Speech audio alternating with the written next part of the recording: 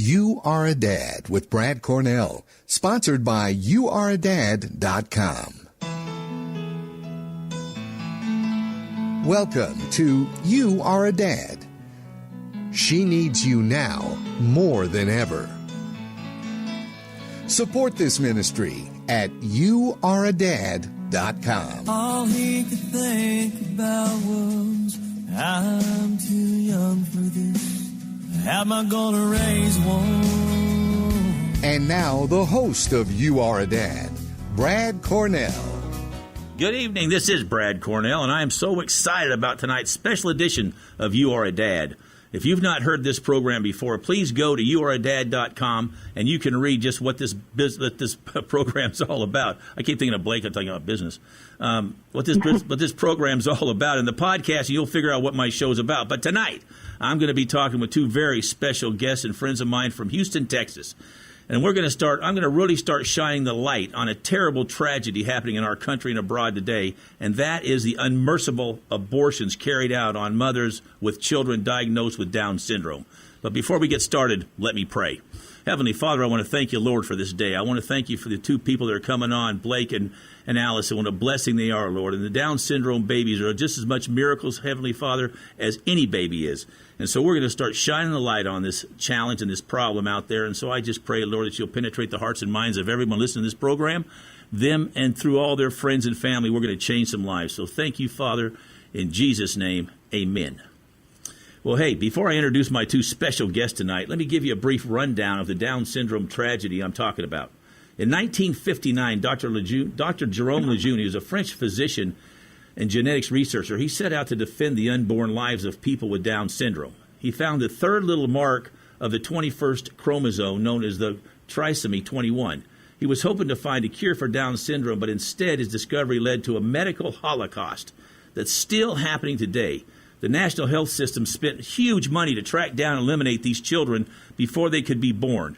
It propelled Dr. Lejeune and his wife to the forefront of the pro-life movement. And he even won a Nobel Prize for his work and then ended up being ostracized by the scientific, medical, and political elite in France and lost the Nobel Prize because of his defense of Down syndrome unborn children. And it's just a tragedy, ladies and gentlemen. I mean, in Iceland, it's nearly 100% of the Down syndrome babies are aborted, according to CBS News. Other countries aren't far behind. France is at 77%, and the United States is well over 65%, even though we try to downplay it. And one of the biggest problems is that many of the doctors, their recommendation is to abort the baby. Now, this, ladies and gentlemen, is unacceptable. As Christians, we've got to stand up for the unborn children no matter what the doctor says. And in my opinion, a doctor should never recommend an abortion. They should give the information from the prenatal test and let the mother and father make the decision. And as Christians, we know God has formed that baby in the mother's womb, and He knows the blessing that baby will be to the mom and dad, no matter what the tests say. We serve a God of miracles, and Down syndrome babies are as much a miracle as any other baby that's born. And so that brings me to my special guest tonight. These are two very, very special friends of mine on the phone from Houston, Texas, and they know firsthand what a miracle and a blessing a Down syndrome baby can be in life. And if to any mom and dad, Blake owns a very successful oil services company, Bold Production Services. And his beautiful wife, Allison, she owns a very successful marketing company. She does internet marketing, all types of marketing. She's a genius in her own right. 1017 Marketing there in Houston. They have two beautiful little daughters, Ava. She's 4 years old, and Ashton's 2 years old, and she has Down syndrome. Well, welcome, Blake and Allison, to You Are a Dad, and just what a blessing to have you on with me tonight, talking about a subject that needs to be talked about. You know, I love you two. How are you? We're happy to be here, Brad. Thanks for having us. Well, you know, hey, Brad. Hello, Miss Allison. Well, I'm so excited about today and getting the good word out on Down syndrome. Amen. And we're not going to stop. This is just the beginning. You put this on your calendar. It started right here to start the thing going as far as awareness. You know, a lot of times people are down on what they're not up on. And so that's what I'm really excited about is here's two parents. Here's, you know, you and Blake. I want to kind of hear your story so people, because everybody can relate to you two in different areas. And it's awareness. And once we get the awareness, then we start making changes because so many people aren't aware just what goes on out there. So why don't you just kind of run us through kind of how it started and Again, if you just joined us tonight, this is Brad Cornell. You Are a Dad. I have Allison and Blake Maywald from Houston, Texas, and we're talking about Down syndrome, the little girl they have, the miracle the little girl is, the completeness that she brings to the life of both of them and their families. And they have an incredible family also, with mom and sister and all their relatives. Are just amazing people, and I love them all. And so that's what this program is about tonight. And I'm going to be doing this. Half of my program from now on is going to be the awareness of this Down syndrome challenge that's out there right now. And we're going to do something to fix it. If we can save one baby, we've done a whole bunch. If Jesus says if one person comes to Christ, all of heaven rejoices, well, what about bringing babies to life? That's exciting. So, sorry, didn't mean to go into preaching there. So, so go ahead and tell us what your experience was, Blake and Allison, however you want to go. Okay, well, I'll start. So Blake and I got married. It's been coming on, 5 years. And we had our first daughter, Ava. And then we got pregnant with Ashton about 18 months later. And we had, perfect normal pregnancy. I actually didn't find out I was pregnant. I went to the doctor trying to figure out why I wasn't able to get pregnant. And long story short, I was 21 weeks pregnant and just thought I wasn't feeling good. So anyways, that was the start of Ashton's surprise entrance here. And they offer, all doctors that I know of offer the prenatal test at around 21 weeks that tests for 3 different genetic disorders, trisomy 21, I think it's trisomy 18, and then another really rare one. And I just did it because I did it with Ava and I did it with Ashton, and I went in and gave blood, and, they called me a week later and said, everything's negative, you're good, you're fine, I remember calling Blake, telling him, okay, the baby doesn't have Down syndrome. I mean, I didn't even really know what it was, but I just knew that must be a good thing if they're testing for it. And so we continued on with, I had a perfect pregnancy, perfect delivery. Ashton came at, right at the full term. Simple, easy labor, like, I don't know, maybe a couple hours. And when Ashton was born and they went to hand her to me, as a mother, I knew something looked different. I mean, something felt different or it looked a little different. I wasn't sure what it was, and I didn't really even have time to think about what it was because right after Ashton was born, Blake was the first to hold her, and then the room kind of went, like, silent, and it was kind of like this, like, dark cloud or something all of a sudden came over the room, and I asked, what's wrong? And they said, well, it appears that your baby has markers for Down syndrome. And I was like, my whole body went like numb. I kind of blacked out at that point, and I said, well, that can't be because, y'all did the test, and it said it was negative. Like, well, maybe the test wasn't accurate. I don't know, but, maybe she doesn't. So basically just don't go Googling anything or as soon as we leave the room, just enjoy your baby. Well, right. Holy cow, is that a joy we all killer? Know I couldn't wait for him to get out of the room, so I could start Googling. So anyways, the doctor comes back. She runs to her offices at 5 a.m. She runs to her office and comes back, and she's like white as a ghost. And she sat down next to me, and she was, I don't know how to tell you this, but we actually never ran your test. They must have read you someone else's result. Oh, my word. I said, okay. So, again, I went numb and kind of blacked out from that point on. I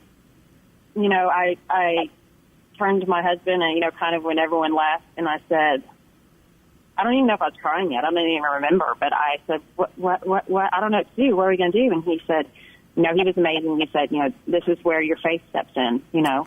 And so I was like, oh, okay, whatever kind of at that point.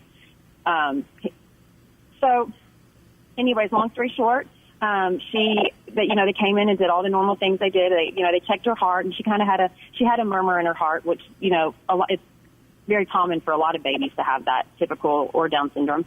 And so we watched that, and we got to leave the hospital as normal, just as a typical birth. We went home after 2 days and everything was great. And, but to confirm she has Down syndrome, it was a blood test that they had to send off. It took 2 weeks. So no way. For 2 weeks. Yes. Wow. I don't know why it would take that long. I have no idea, but it was the worst 2 weeks of my life because we went back and forth all day. We were on well, we're in denial. No, she doesn't have it. There's no way. She doesn't have this, or her hand doesn't have this line, or it doesn't have, when in my heart I knew she did, but I was terrified that she was going to I didn't want her to have a hard life or have challenges in life. And it terrified me. And, you know, a lot of moms with Down syndrome that have been through this experience know how I feel. And maybe they don't want to talk about it, and it's okay to talk about it because I went into a very deep depression. You know, on top of that, it was postpartum, and I mean, I was kind of a zombie for the first, 3 months.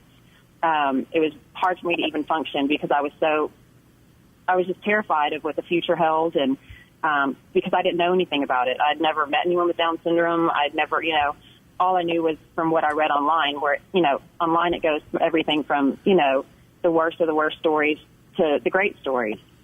So, yeah. I mean, and you know, that's the way it starts off. I mean, my gosh, with it, you know, the doctor's not even knowing in this dark cloud, and nobody knows anything. I mean, if somebody's got if somebody knows something, tell us what's happening.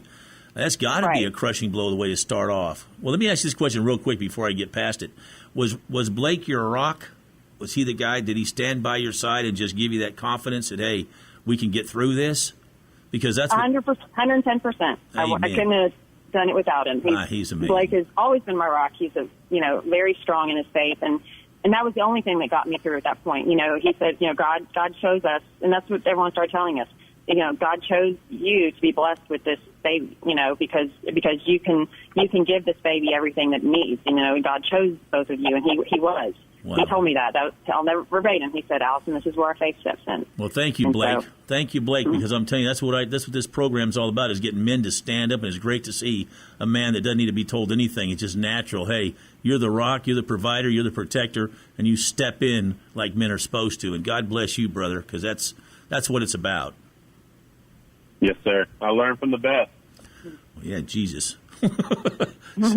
Okay, go ahead, Allison. You know, something else, Allison, just so the folks know, Allison's a very strong lady also. I mean, you're no weakling, and so when something brings you to your knees, it's got to be a challenge, and it's got to be devastating. So you are a strong woman. So, I mean, I just really don't want people to think you're some weakling, because you're not.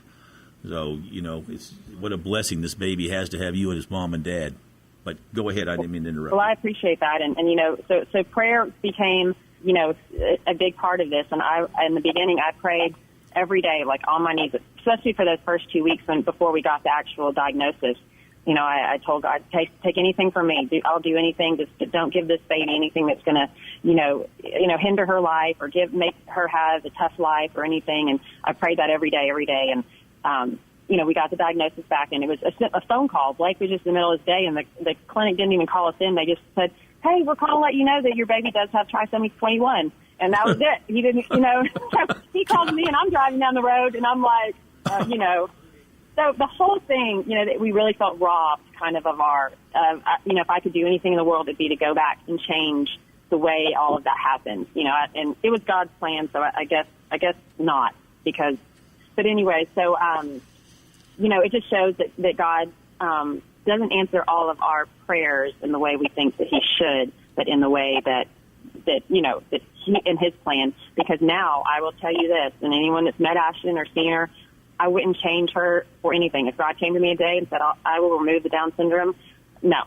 Yeah, because she is the most amazing thing. I mean, her smile and her persona and everything about her is she's infectious. She just brings joy. And I'll let you move on. I know you're steering the you know, I know there's certain things you want to talk about. No, I'm just listening to you, because she is a little angel.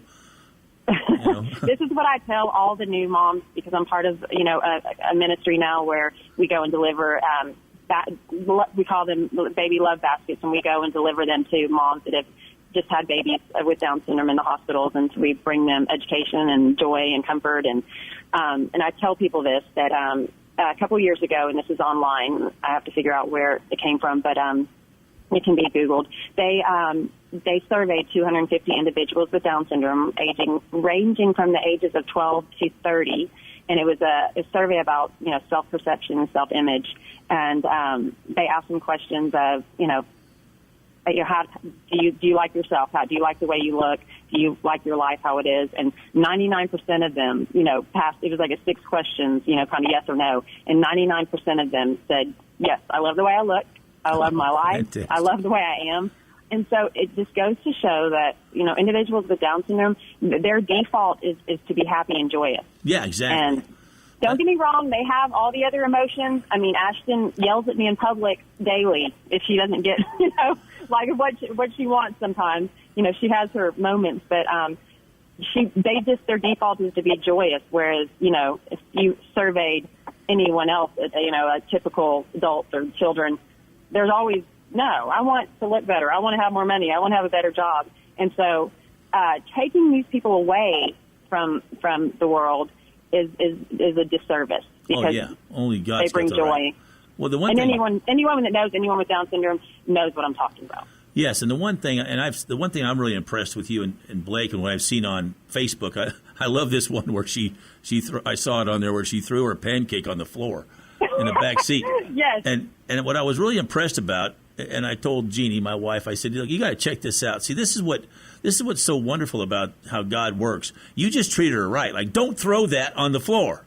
I mean, it's not like, oh, that's okay, you're Down syndrome, so you can throw that on the floor. No, you pick that up right now. And, of course, I'm like, oh, come on, poor this girl, she's back there. But she listened to what you said, and I thought that discipline was so important. You treat her just like, she is regular. I mean, she does. It's not that she's not regular. She has special needs, but, don't we all? I mean, that's what gets me is for some reason, people think that when you have a baby or you have in life, none of us are perfect. There's flaws with every one of us. And so when you say you have a Down syndrome baby, the one thing I do want to address, and I want people to think about kind of this, because you guys are a learning experience in some ways because you went with the worst, you had a test, you thought it was okay. So right there's one learning experience. Ladies, when you do have a prenatal test, ask the doctor, you sure you got the right one? I mean, are you positive this is the right one? I mean, that's like a learning experience because that's pretty scary. And then, when something does happen, and it is the doctors that need to be listening, and I'm down on the doctors forever talking about, saying something about abortion. But come on, there's got to be some bedside manner much better than this, where you just walk in and we don't know, wait a couple weeks. Well, that's bad enough if they're trying to fix your car, much less if they're trying to do something with your baby. I mean, that's like, what in the heck is that? So there is a major learning experience from that. Now, going back and again through this whole experience, and I'm excited to talk about what an angel she is because there's a lot of aspects to her. And again, I think that the way you and Blake react to it and the support you have, and we're going to talk about some of your support systems and people in Houston they've got some amazing things going on that you kind of leading the charge and working together with them. But let me ask you, Blake, so this is a man because of course you've got the mother she's a loving, wonderful. That's her baby came from inside of her. Now here's dad, and you've got a super successful business. You guys are just a beautiful couple, and now you've got this Down syndrome baby. Now how does she? Because you're such a loving guy, does you just latch on to her instantly, or did it take some coercion from mom, or were you just like, this is my baby, and that's it? It was instantaneous. Going back to the birth, she just looked different than Ava. I didn't have a lot of experience as my second child and the second time I participated in a birth, but she just didn't look like Ava. So I knew there was something a little bit off, but there was never a time during that process where I questioned my love or attachment. And going back to Allison's postpartum and her very difficult 3 months, she expressed that one of the things that worried her the most was my ability to love her like I love Ava. And that was something that was concerning to her. And there was never a moment where I questioned that. There's never a moment when we're in public or that I worry about people looking at her or staring at her or being embarrassed of her because she doesn't look like me or doesn't look exactly like Allison. There's never any of those moments. Again, that's goes back to our faith and our love for Christ, and which carries into our love for our children. I truly feel that way, and I told you, Brad, way before the radio station or an opportunity to raise awareness is the amount of joy that little girl brings into not just our life, but our family, our extended family, and anybody that knows her. There's a lot of people that go their entire life, Brad, and can't say that they've been impacted by a certain person. And I truthfully feel like not just Ashton, but Down syndrome community is impactful on the people that surround them. And that's one of the reasons that we really want to take an opportunity to raise awareness. And I think that's why God blessed us with this opportunity, because much like you, Brad, when we believe in something and we feel strongly about something, we intend on not just taking it to the 50-yard line. We'll take it to the end of the end zone. Well, that's right, and that's what God wants us to do. I feel blessed. Well, answer your question. Well, that's just fantastic, because that's so important, and that's what men need to know is, see, you need to stand by your lady, no matter what it is. That's your baby. That's half your DNA.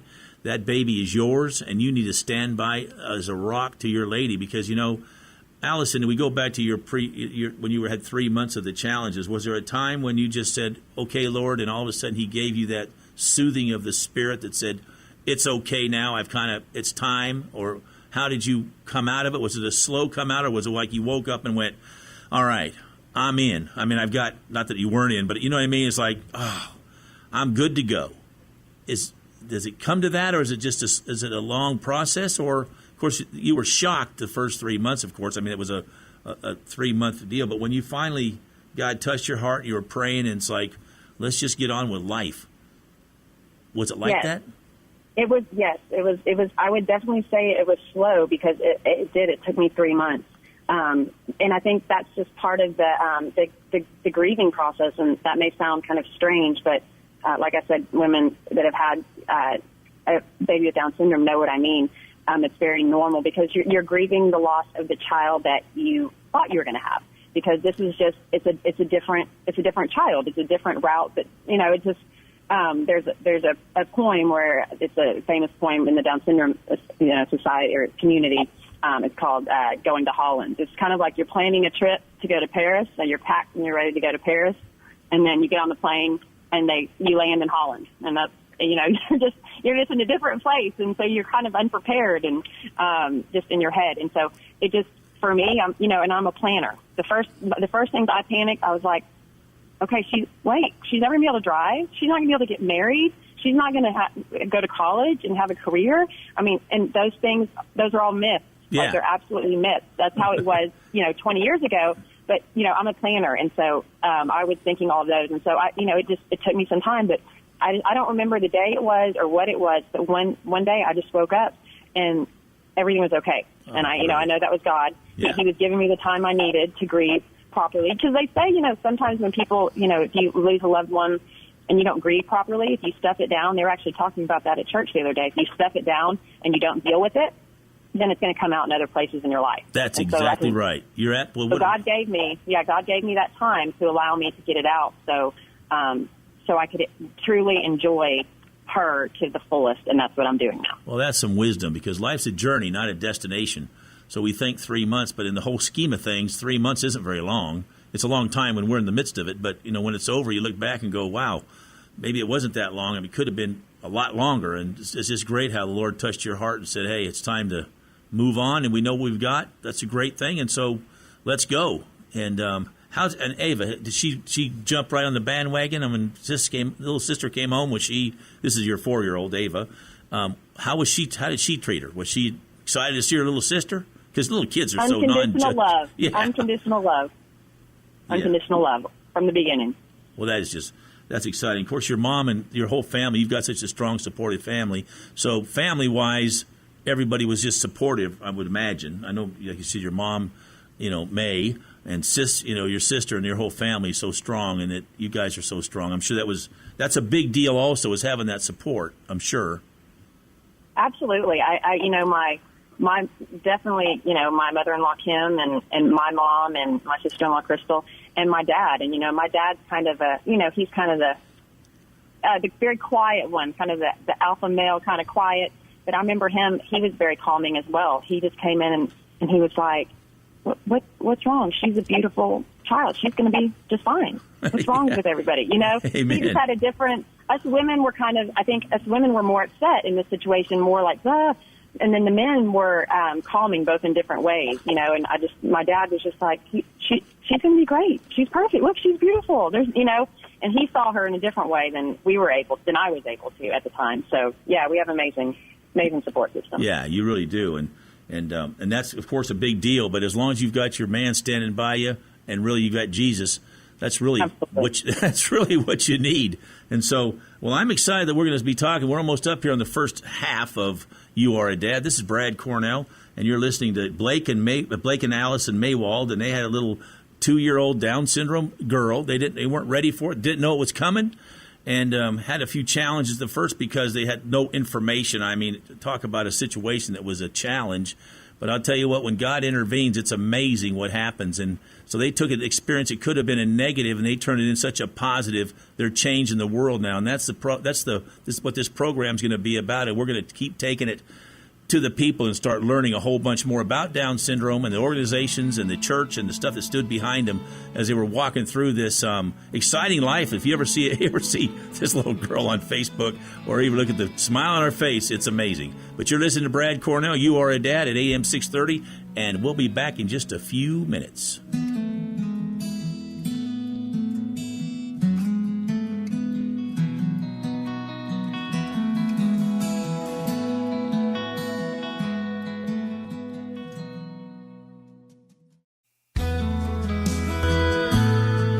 Okay, folks, we're back. This is Brad Cornell. You Are a Dad, and I have on the phone from Houston, Texas, two of my dear friends, Blake and Allison Maywald. They have a little daughter, 4 years old, Ava, and then their daughter, Ashton, 2 years old, and she has Down syndrome.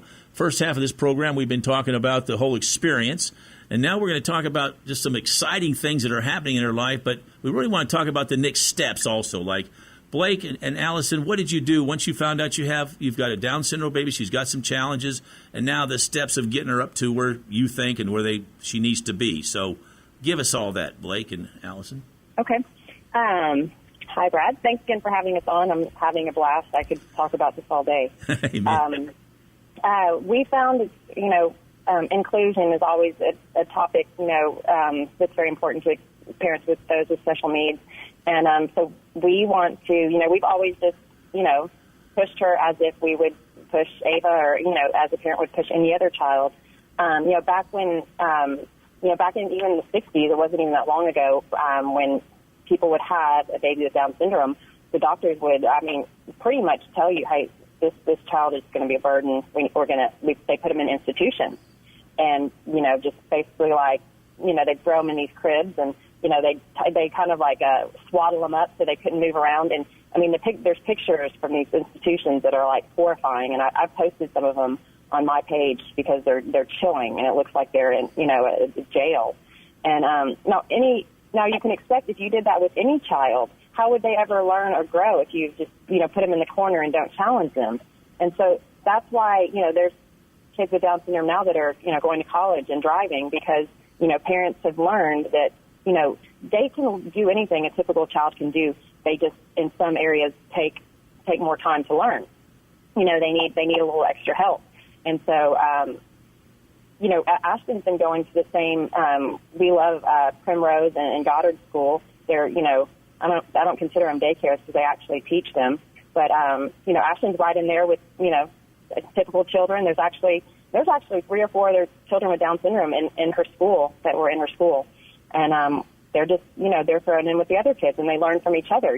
Maybe Ashton can learn, reading from with the typical children, but I promise you that they're going to learn love and compassion from Ashton, and among other things.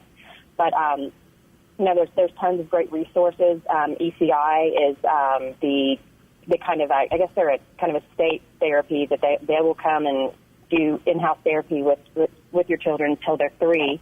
And then they get to transition into the public school system from age 3 to 5 for kind of early intervention learning. So, what kind of medical issues did she have to deal with? So children with Down syndrome can have a wide range of medical issues. Sometimes hardly any, and sometimes they can be very extreme, and a lot of them have to do with heart. A lot of them are born with holes in their hearts and their heart canals. And Ashton did have a small hole that in her heart. We monitored it for the first 3 to 4 months of her life, and then our doctors recommended that we kind of just plugged up the hole. It was a quick procedure. It was surgery where they just ran a catheter up and put this coil into the hole in her heart. And immediately you could tell the difference. She was really lethargic and kind of a little bit, I wasn't gaining weight because her heart was overworking, but as soon as they did that, man, she was a different baby. So the key is those prenatal tests are important because it can prepare, like I visit with a lot of moms now that they had the prenatal diagnosis, and they were able to prepare themselves for when the baby comes and watch the heart. So if they needed to have surgery, some need to have surgery right away. Some, they'll watch and they have to have surgery after a year. So it's important just to track that. And the medical technology is so amazing now that, their heart can be fixed and then they live a normal life. Yeah. Back in the 60s, their life expectancy was 12 years. It was crazy, and because they didn't have a way to check their hearts and to repair their hearts. Right now, I just saw that the oldest person with Down syndrome that's alive right now is 70 years old. Oh, wow, so, fantastic. Their average lifespan as of today is 65 to 75. So it's amazing. So they're just yeah. They just we just need awareness is all it took. Awareness and treating what they needed to be treated, and they can live normal lives. Exactly. Now, when it comes to your church, I know you go to Carrie Shook's church, which is a fabulous church down in the Woodlands. Mm-hmm. How does a church family, like it's Sunday school, and so does she go right into Sunday school with everybody else? Absolutely. Absolutely. She was dedicated there with, they do baby dedication, not baptism. So, her and Ava both were dedicated there. And, there's a lot of other children with special needs, in the churches. And absolutely. She goes to Sunday school with other kids her age. Oh, well, fantastic. Now, when it comes to regular school, you've got Ava 4 and you've, of course, Ashton. Can she go to school? Can they go to school together? Is there a way, can they? Yes, in the public schools, Blake and I had always thought that we wanted our girls, before they existed, to go to private schools, possibly, private Christian school. Now, I started touring those, and after Ashton was born, and I came to the sad realization that private schools don't, at this point, I haven't found any that take children with special needs. They're not equipped. And I was saddened by that at first. I remember I was leaving one of the schools and I cried. And I was like, oh, they don't want Ashton. And, but I've learned now that public schools are where, they're going to get their best education at this point. Unless there's a couple of schools like Rise in Houston. They have one in Houston, Dallas, and Corpus, where they do reverse inclusion. So it's a school where there's 70% children with Down syndrome, and then the other 30 is typical children. And most of them are siblings. The typicals are siblings. So it's this amazing, amazing school. And I hear 99% of the Down syndrome children go on to a college program. It's not feasible for us because there's not one close enough to us. I think we want to try to get one in the Woodlands. That's kind of one of our goals. But, yes, Ashton and Ava at this point, they'll go to the same public school in Magnolia where we live. Do they have a Down syndrome curriculum for homeschooling? I'm sure that they do. Okay. In my opinion, I'm not an advocate for homeschooling because I'm not a teacher. I don't think I could teach my children as well, nowhere near as well as if they go to the public school, but I'm sure they do. Okay. Because a lot of people, there's a lady that's not working, and they can't really afford, to do what they need to do. So I just wondered if they had a curriculum. I'm sure they do. You're probably right. I can find out for our next talk. I'll find out that for you. Yeah. Well, I know that it takes a lot of support, and that's one great thing when people pull together. Now, tell me about the Houston Down Syndrome Association. That's an association. What do y'all do? I mean, what? Tell me. Right. So, it's called the Down Syndrome Association of Houston, and okay. Tell me. I'm sorry. Let me say it again, Allison. I'm sorry, I said it wrong. What's the name of it? It's the Down Syndrome Association of Houston, and their website is dsah.org. And I was introduced to them when I was in the hospital. They that the hospital told them I was there, and they came and they offered to come visit me. And so they came with a big basket of all these great, resources and blankets and toys. And one of their representatives came and spoke with me about Down syndrome, and she came to give me comfort and education. And then the first year, you get to be a member of the group at no charge, which is only $30 anyway. So you get to be a member. So they send you all these, all information and research, and they have an office down in Houston, a big clinic where they do, training classes, potty training, and, speech therapy, and all these amazing resources. And so once a year, we do the Buddy Walk. And the Buddy Walk is nationwide. And, even people that haven't heard of Down syndrome have heard of it. It's been around for a really long time. It's our biggest fundraiser of the year.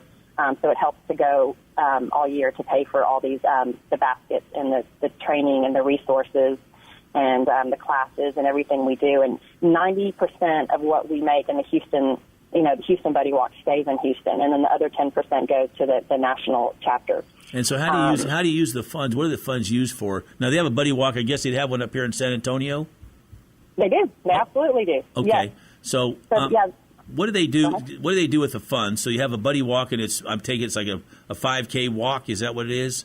It is. It's a festival and a walk, and okay.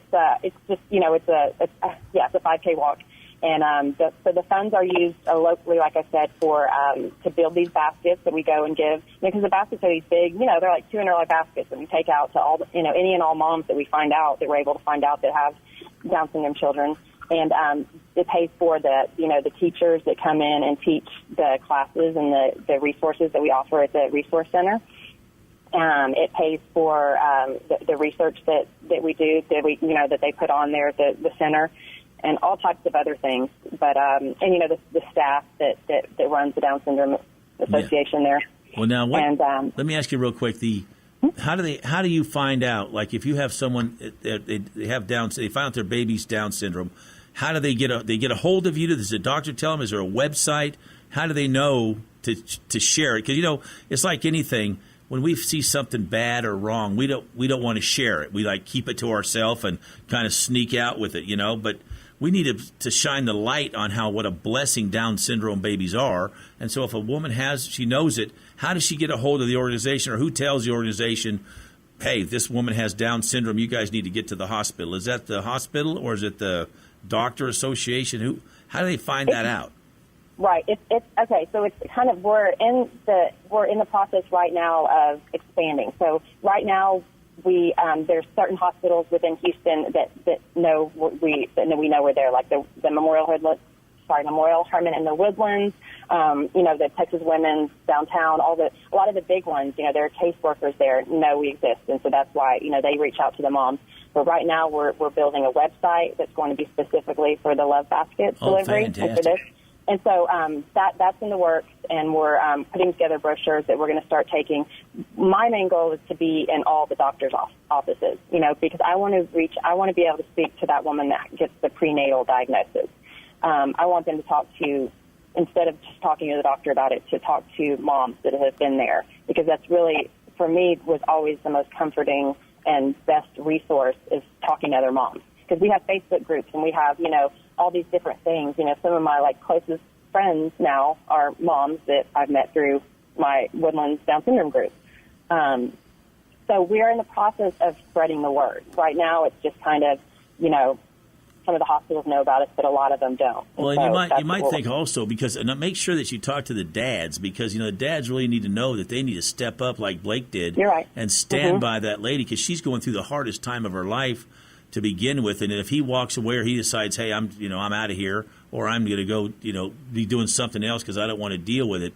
Is there some kind of mentoring for the men in this situation to where they've got somebody, maybe, I'd love to see you guys do a video, just a 3-5 minute video with even Blake or with you guys on it, saying, look, here's what to expect, and it's exciting, and this is amazing. Men, understand you're going to be a proud dad no matter whatever. I'm not telling you what to do, but men are so huge in the abortionist situation, because all they've got to do is say, you what? We're having a Down syndrome baby. Well, you got to abort it. Then the doctor's going, yeah, that's a good idea. So here's a mom sitting there going, well, I got my husband or boyfriend saying to do it, and I got the doctor telling me to do it. What, am I nuts to say no? And this is what's wrong. This is what makes me nuts about the doctors. They should never say anything about abortion, and be supportive and realize how incredible these Down syndrome babies are, that they're God's gift. It's just like, I don't want to say regular, but a baby that doesn't have any kind of issues. But men are the ones that can take a stand and tell the doctor, get out of the room. this is between me and my wife, and sweetheart, we're going to have this baby. It's going to be okay, and we're going to make this happen, and it's going to be a life that's incredible, and we've got an angel God gave us, and we're going to keep it. Now she's going to go, all right, I'm in.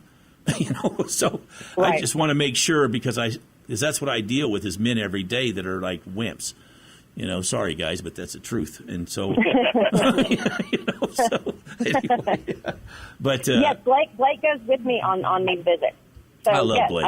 I didn't mention that, but yeah, it's great. I try to make sure the dad is there so they know it's not just a mom thing because and Blake loves it. He loves going.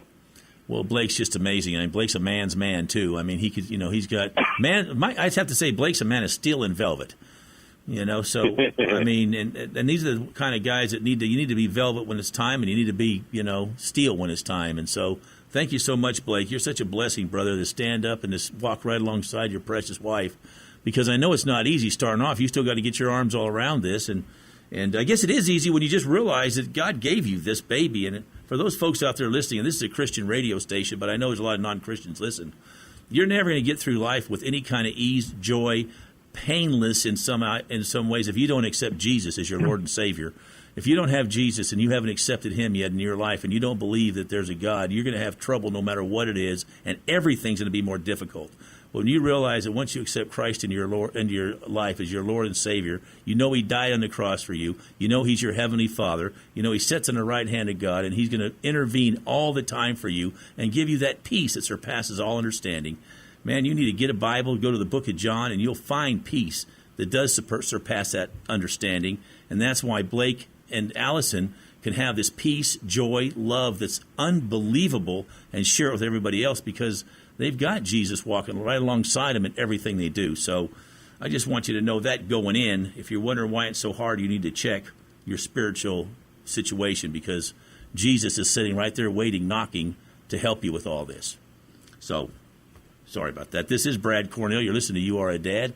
And I do have two incredible people with me. Well, they're on the phone from Houston, and we're talking about the Down syndrome situation, which is really scary today because people seem to think abortion's the way to go, and it's not.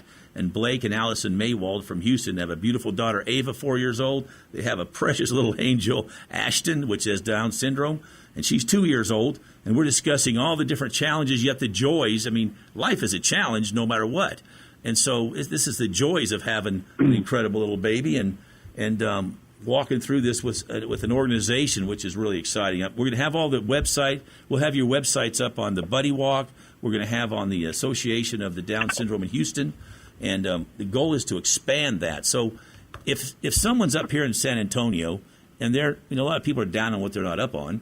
So, if people call and say, hey, how do we get a hold of this organization? Will they help us set up the same type thing? I'm going to do some research and find out what we have here. But will you help counsel other cities, Allison, to set up the same type thing as you have in Houston?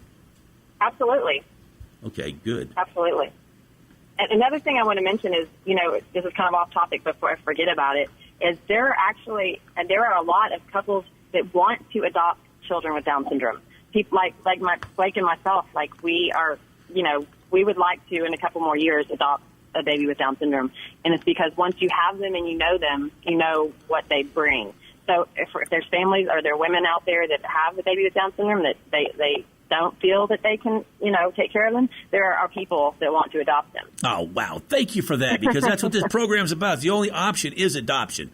Abortion's not an option. And there's a waiting list for people to adopt Down syndrome. Yes. Oh, my word. How exciting is that? That's what I've heard from several agencies, that there are people that, say, I want to adopt this child with Down syndrome. So, yeah. What a blessing that is. Well, man, we got to get that word out, too, because and they need to make it easier. That's one thing another deal we're working on, is we need to flood the market with babies so that this takes you so much time and money to adopt some little kid or some baby because they think you've got to be perfect, which there's no perfect parents. So I don't know why this whole situation on adoption, why we have to go to Russia to get a baby or China when we got 2 million people want to adopt babies here and we have 1 million abortions a year. What's wrong with that picture?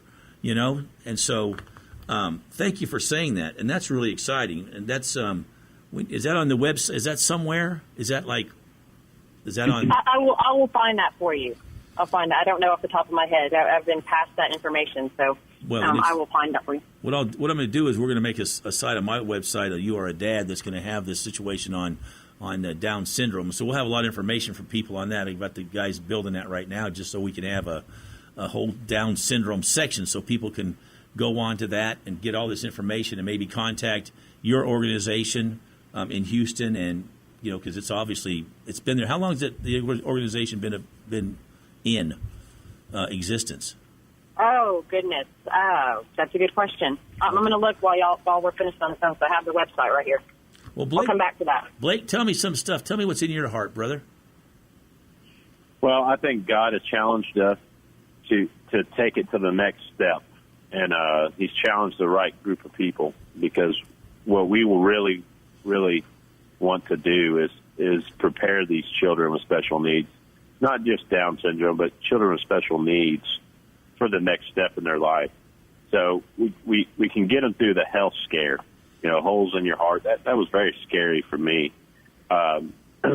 We got through that part. Now let's overcome some of the hurdles and milestones, and let's get these babies walking, and let's get them talking, and let's get them interacting with kids in school.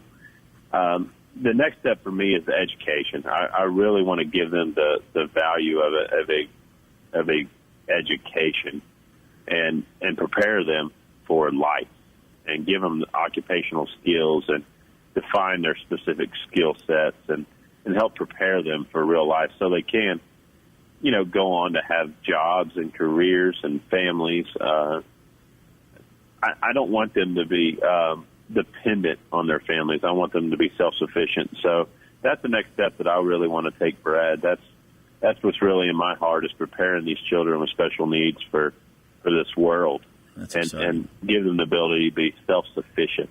Yes, that's really what I want to work on. Obviously, we have to keep these mothers and fathers from aborting these children first. Yes, that's the first step, and then 4 years down from that, I really want to help change the approach at education and preparing these children. That's my goal.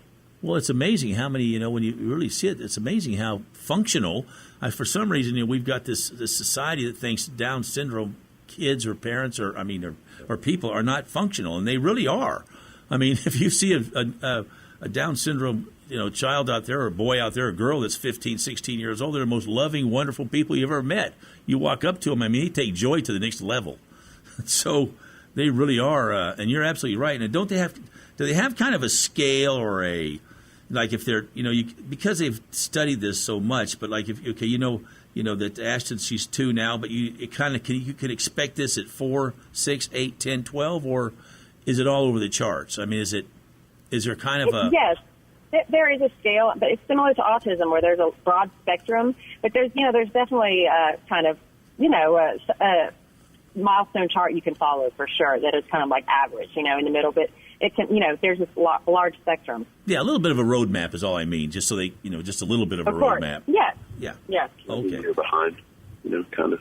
Yeah. And then back to, I did look up, and the Down Syndrome Association has been around for over 40 years. Holy and I looked cow. at San Antonio, and y'all already have a huge, it's actually in San Antonio there.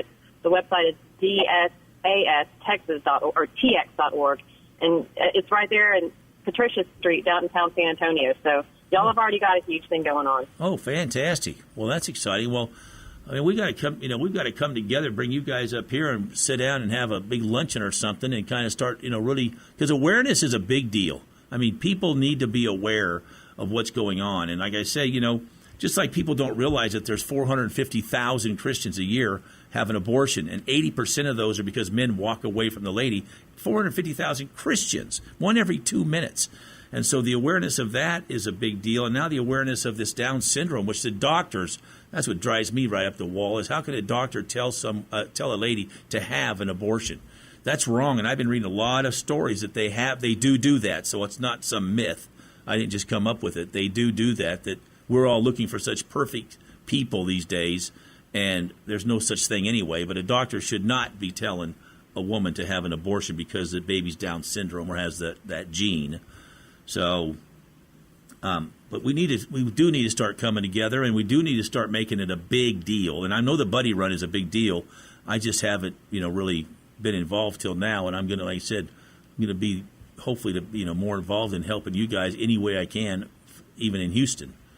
So. Absolutely. I know. I mean, said, you two are just, what you've done and how you've pulled this all together. And I know that you're at the top of your game when it comes to helping people. That's what you always do. You've always done that. I know Blake has always been in the middle of helping people. And I know you're the same way, Allison, with your creativity and all the things that you do. And it's just such a blessing to have you guys out there for this cause. And we just can't let it go. We've got to just start stepping it up. And I don't know how many abortions there are a year, but when you get up around 80 or 90% or whatever it is in the United States, oh my word, that's a lot. And so every doctor's office in the state, in fact, I know the American Association of Pro-Life OBGYNs and obstetricians across the nation, they should have them in their doctor's offices. I mean, we just I'm like you. I know a lot of people, and we need to start doing something. So, and we are. This is the first step. You got to start with somewhere, and just getting the word out and having this go over the airwaves is going to be exciting. And so I'm going to have all your information on the website.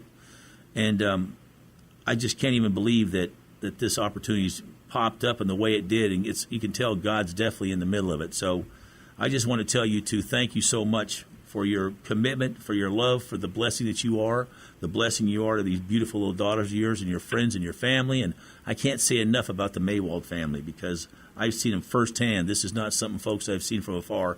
I've hugged Mom and sister and been in Blake's wedding, and Allison's. She was there too. But time flies, and I just want to say thank you, and that you've been such a true blessing. And we're going to start really getting some things happening. Make sure we stay in touch, and I'll be talking about this every week now. So we appreciate your time and your enthusiasm, and we look forward to working with you on this cause. Okay, well, just know we love you, and God bless you, and we'll be talking to you again soon. So give Ava and that beautiful Ashton our love. We'll talk to you later. We'll do it. We love you, too. We love you. Bye, all right. Brad. God bless you. Bye.